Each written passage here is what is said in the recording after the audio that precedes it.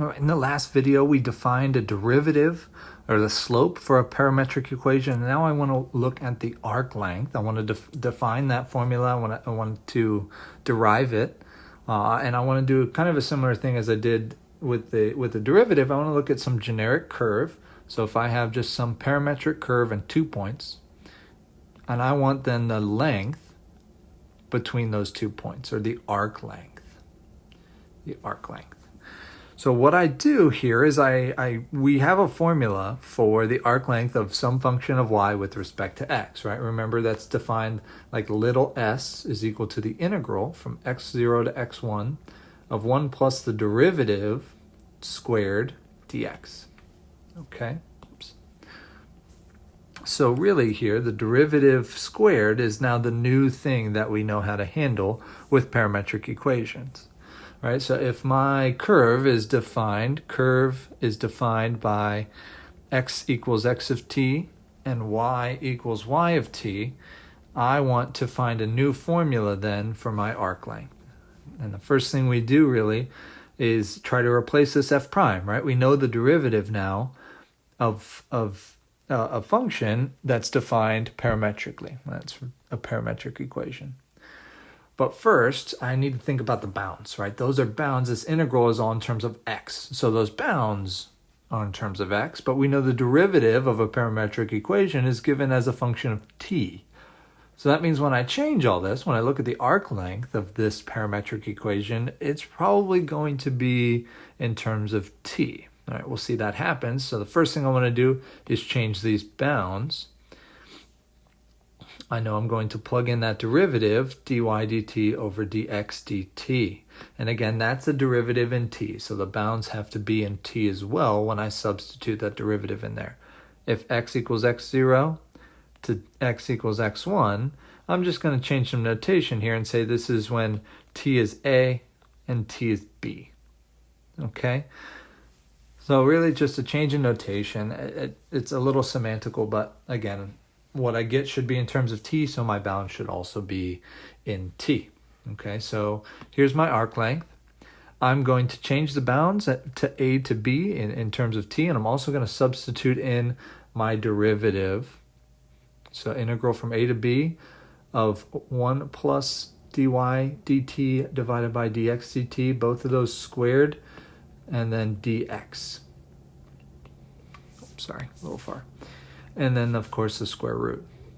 Now, what I want to do here is I want to try to manipulate this as much as I can. I want just a nice, pretty formula, all involving, hopefully, the derivative of y and derivative of x, both with respect to t, so that I can just kind of plug those in, and manipulate them, and take the antiderivative and find that arc length. Right? So what we do here is we find a common denominator.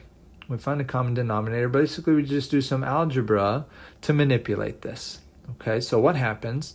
Dx dt quantity squared is going to be my common denominator. So what that looks like then is an integral from a to b. In the numerator, that 1 is going to change to a dx over dt squared divided by itself, right? It's got to be 1. So in the numerator, what I see is dx dt squared plus dy dt squared all over dx dt squared. And still dx on the outside there. So of course that implies that dx dt squared is my common denominator between 1 and my dy dx there. Okay.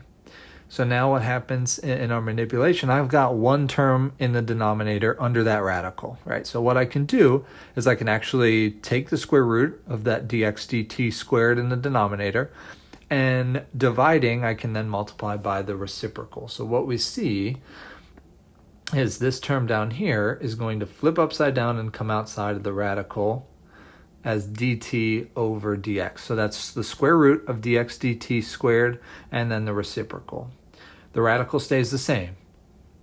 Radical stays the same as dx dt squared plus dy dt squared, and the dx on the outside as well. Okay. And actually, if you notice here, what I've got in the dotted line in blue on the right-hand side there, dt over dx, I'm multiplying that by another dx on the outside. Really, those are going to cancel, and I'll write that in just a second.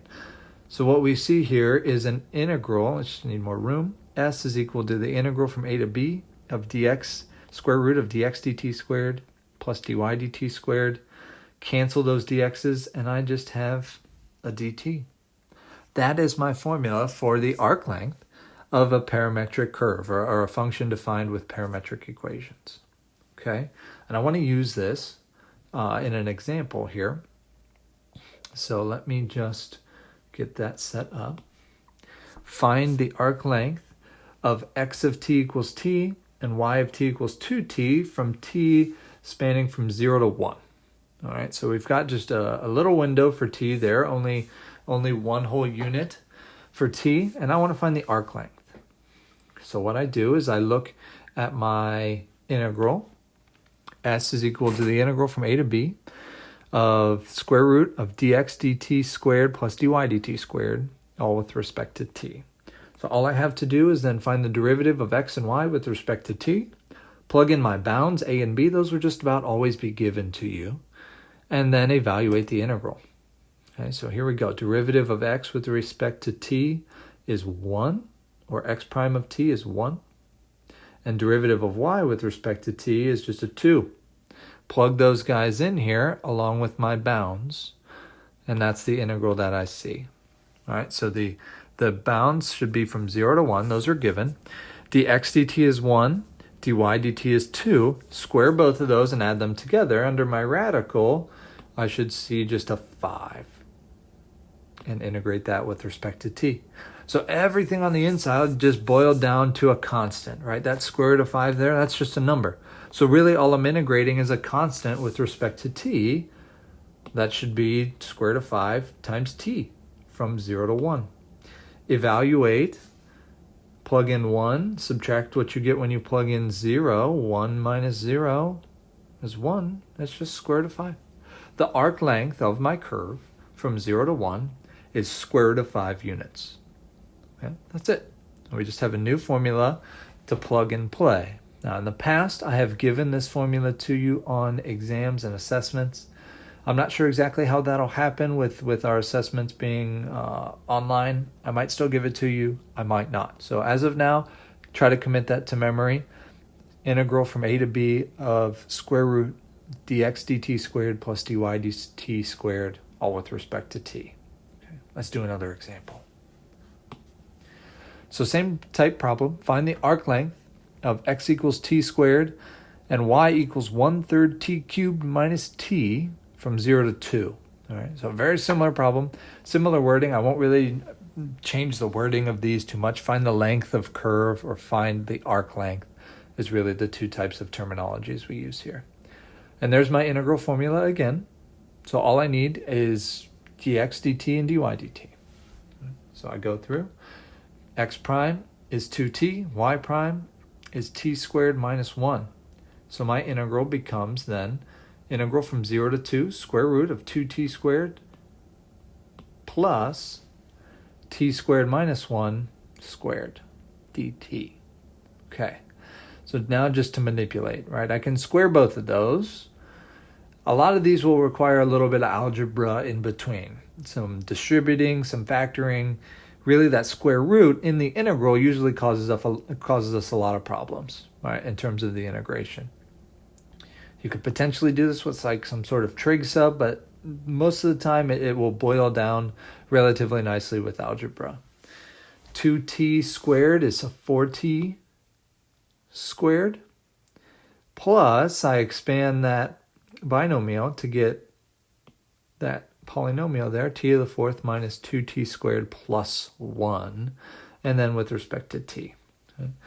Try to boil this down a little more. I see some terms that will combine here. My integral from 0 to 2, square root. Now under the radical, I'm able to add 4t squared and a negative 2t squared to get t to the fourth plus 2t squared plus 1, right? So I've combined two of those terms. And thankfully, what I see here is actually something very similar to what I distributed to find or FOILed to find before.